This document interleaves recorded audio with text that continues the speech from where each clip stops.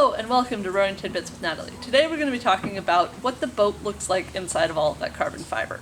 So I have for you today an older boat that shows you all of its guts.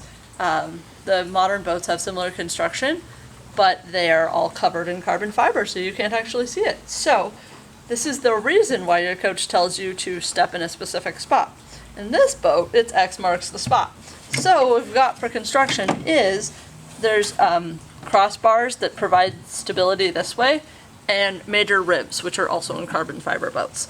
Now the ribs are what give the boat structure so that it doesn't just collapse.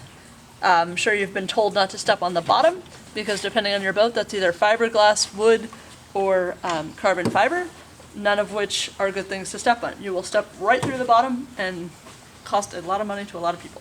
So you always want to step right here, because that's the strongest part of the boat. As you can see, all of the reinforcement in here, it just helps. So thanks for listening and subscribe for more videos.